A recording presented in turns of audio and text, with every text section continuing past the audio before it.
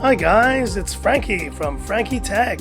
Good to see you guys again, and I'm here with another Is It Worth It video, and today we're going to Apple Land and we're asking the question, is the iPhone SE original 2016 model worth it in 2020? Now when I use this iPhone SE, a rush of nostalgia just comes back, and it's been just a little over 4 years when this phone was announced on March 31st, 2016, and the whole point of this iPhone SE was to take the modern internals of the then flagship iPhone 6s and 6s Plus and put them in a smaller form factor from the iconic iPhone 5. Now this is still one of my favorite iPhone designs of all time, and I'm sure some of you feel the same way, but the more amazing thing was that you could get a modern chipset into an iPhone, the Apple A9, which at the time meant this was a very speedy little phone. So talking about design, we had a 7.6 millimeter device, 113 grams, still one of the lightest iPhones that has ever shipped. And this all housed this 4-inch IPS LCD display, which has aged fairly well, I'd say. Viewing angles could be better compared to modern phones, but it still gets plenty bright, as you can see, and it is a very color accurate display as well. But yes, by modern standards, guys, these bezels are gigantic. And yes, the design is very much an old type of design, but it did allow for that front-facing Touch ID, and it still works plenty fast considering the phone is as old as it is. Performance, like I said, we had the Apple A9 with 2 gigs of RAM. You're hearing that right, 2 gigs of RAM, which was actually plenty for iPhones at the time. Only now are we seeing 4 gigs of RAM and more become standard on iPhones. But this phone still works pretty well. Apps load fairly quickly.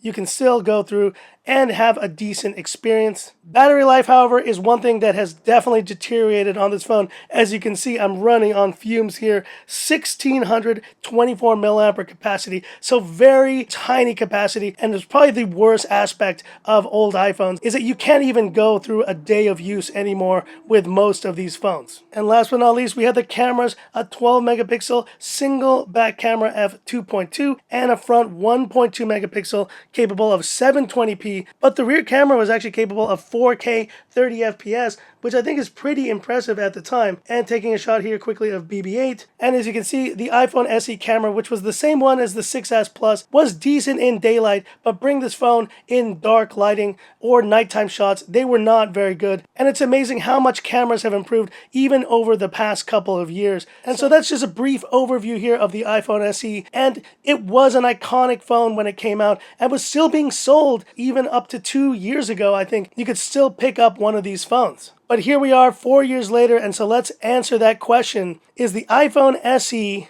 2016 worth it in 2020? Absolutely not. At this point, guys, the display size of this phone is what really feels the most antiquated, beyond even the battery life and the cameras. With the typing experience almost unusable, I can't even type out what I'm saying right now. It is such a difficult experience, and it just blows my mind how used to larger keyboards I've gotten now over the years from when I used to use this iPhone SE. But the good news for all you iPhone SE lovers is that you don't have to wait too long, because this week we will see the launch of the iPhone SE 2020. And like this iPhone SE did 4 years back, the new SE is going to take the body of the iPhone 8 and 8 Plus series, and it's going to repackage it, and we're going to see a phone of a similar size to this iPhone 6 with modern internals and a front Touch ID button. And when this phone launched, it launched for $399 US.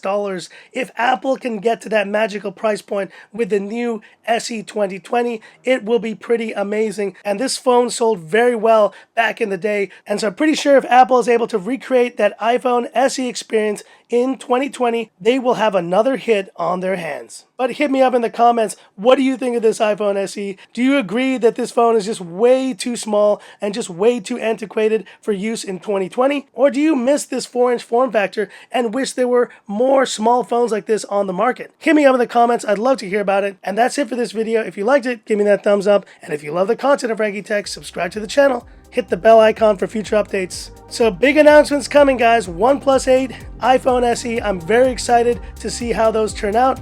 We shall wait and see. So that's it, and this is where I leave you by saying, this is Frankie Tech signing off. Have a good one.